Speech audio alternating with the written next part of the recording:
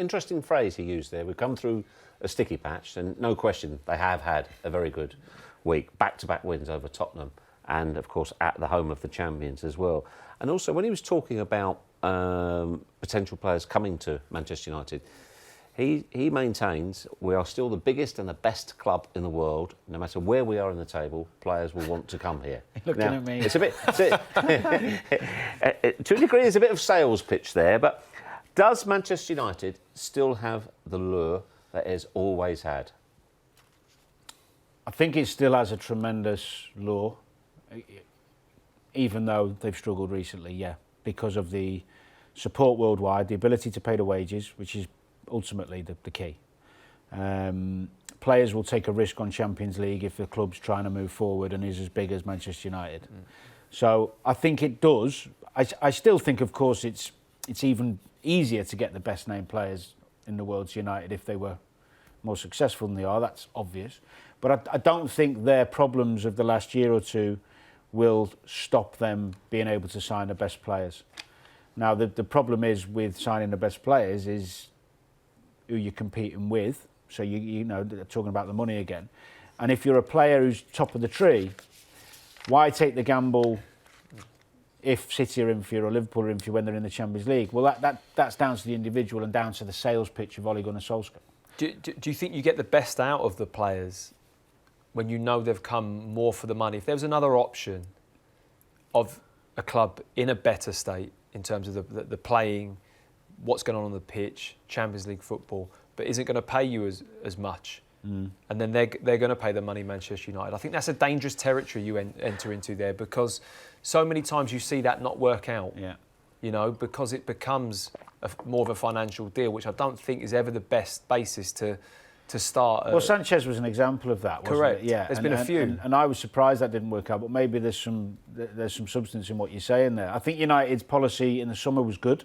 When you look at Wan-Bissaka, James, Maguire, yes. Sensible. But you can't have a team full of potential if you want to compete.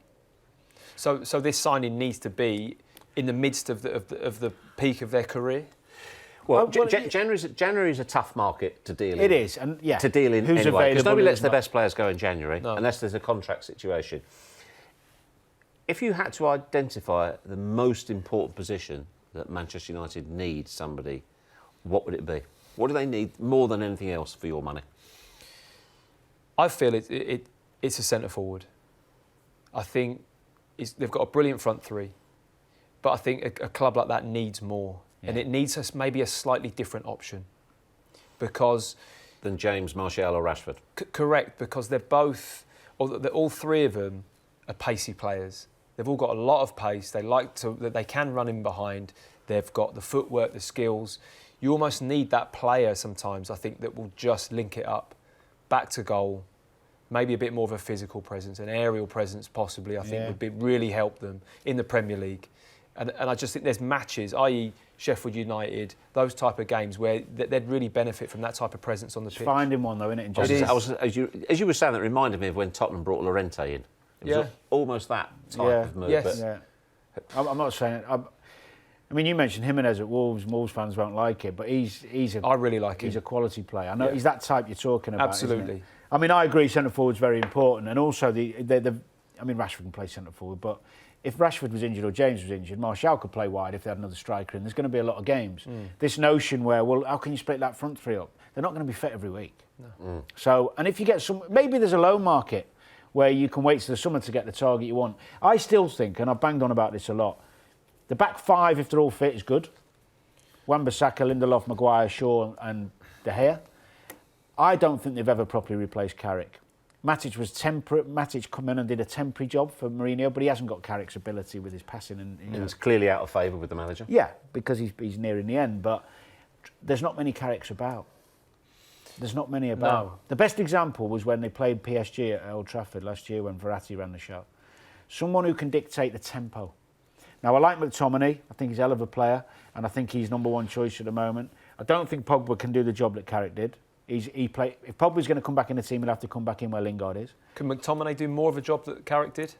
No, because McTominay's strength is his athleticism and tenacity and his energy. What about Van der Beek?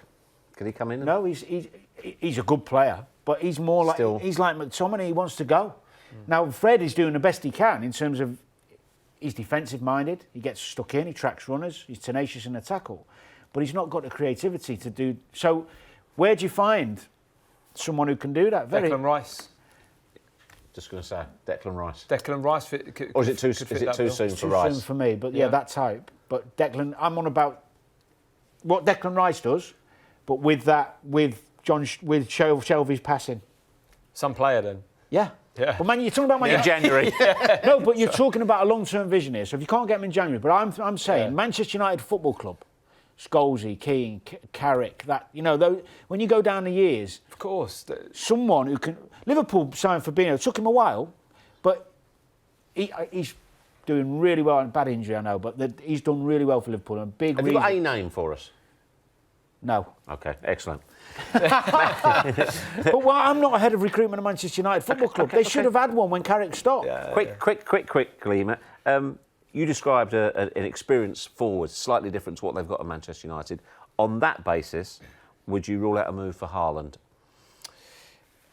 It's an interesting. No, he's a good one. It's an interesting one, isn't it? But he doesn't fit Matt's criteria. He does. He doesn't in terms of his age. He's different. He's physical. He's different than what they've got. He's physical. He's more of a play. I don't see him with all the frills and the wanting to do spills. He is direct. He will run at people. He will shoot. He's got a powerful strike. Link-up's good. He looks like a powerful athlete. He's got the stature to lead the line. So does he fit the bill of that much? Yeah, he does. The only thing is he's a young player.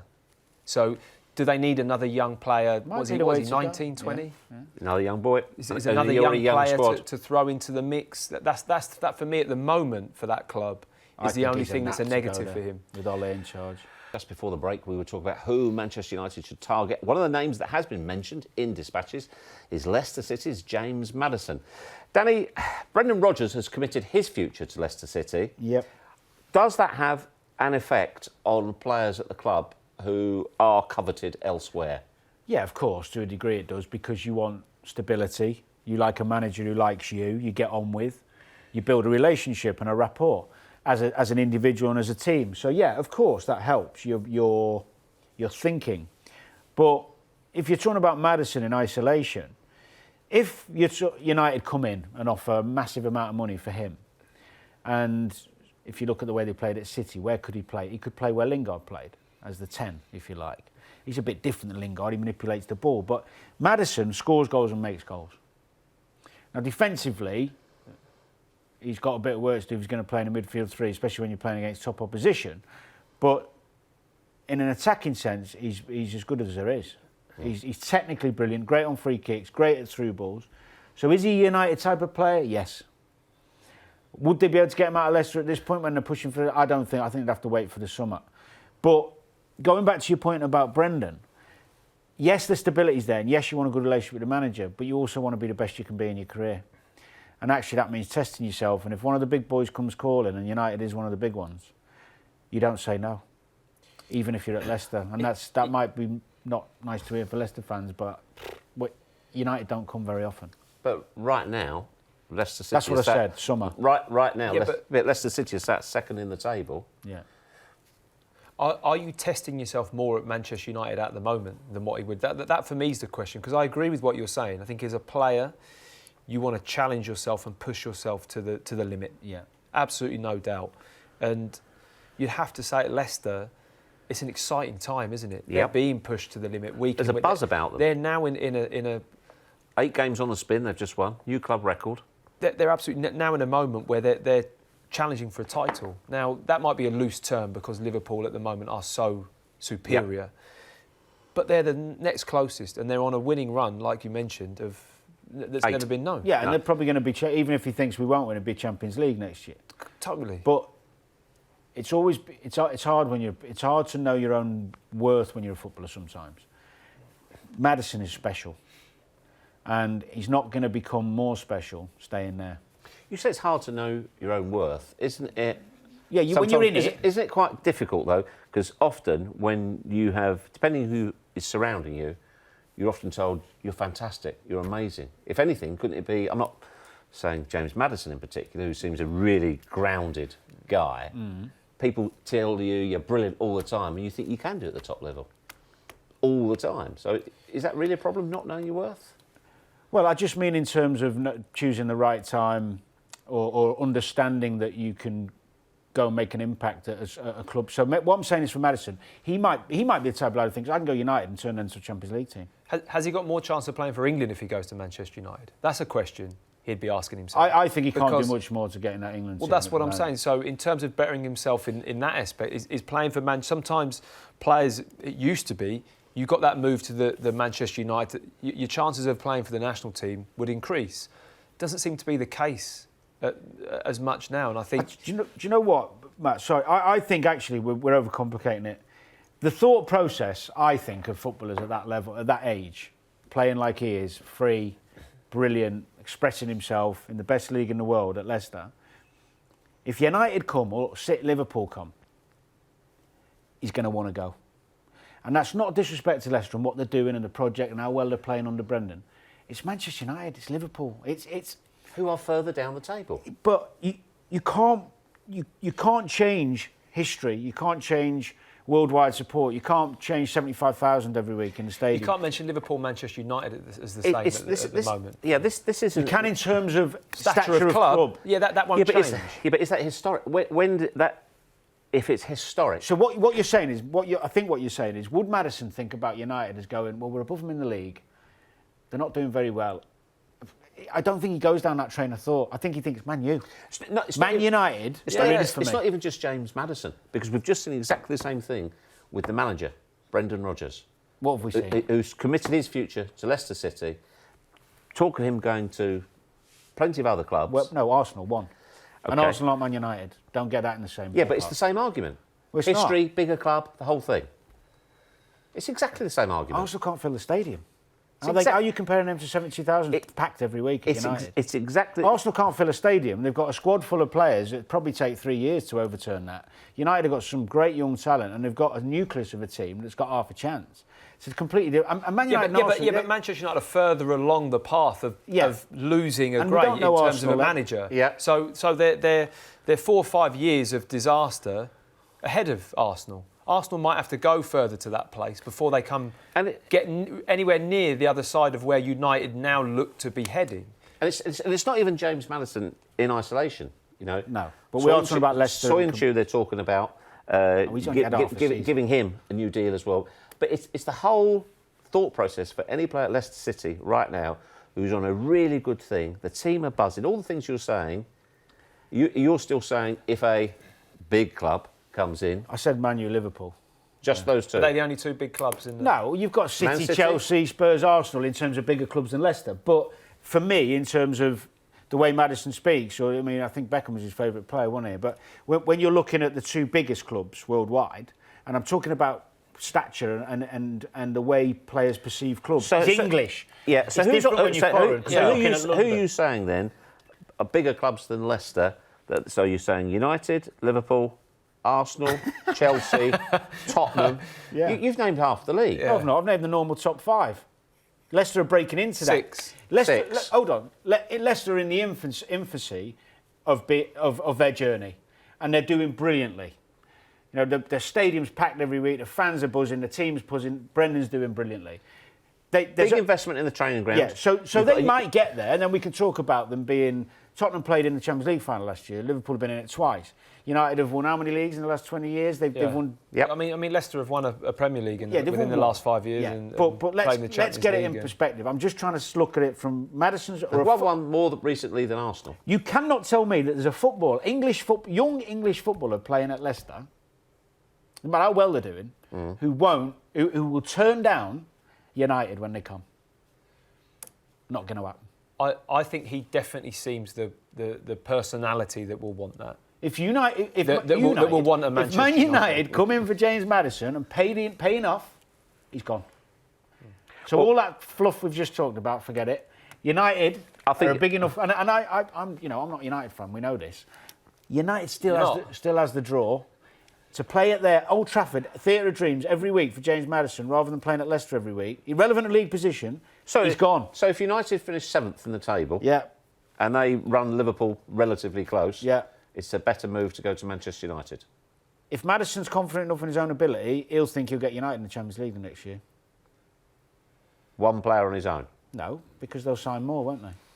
Maddison's made more chances since the beginning of last season than any other player. Correct. In the league. For me, I absolutely understand what you're saying. Yeah. And I think that developing a move to a club that we've just mentioned, an Arsenal, a Liverpool, a Manchester United, Arsenal have to be in that mix, within that.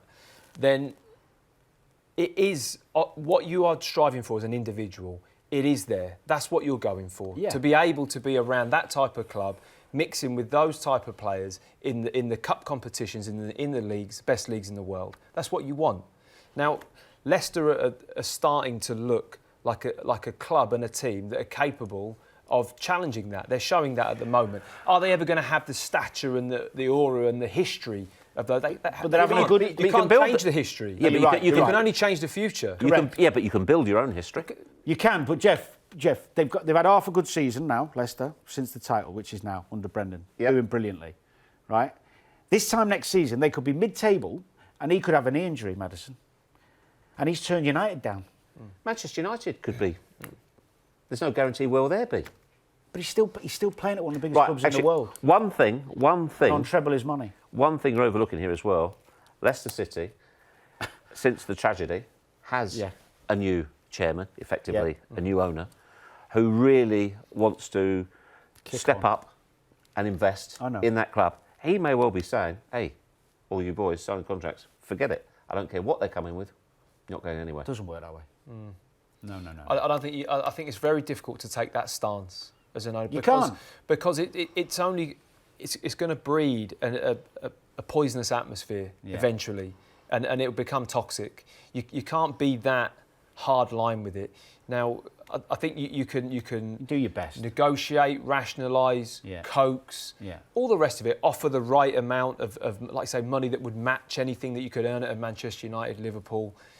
You can do that, but ultimately, if the player really wants it over a long period of time, it'll have to happen. There's no way around that for me. No, correct.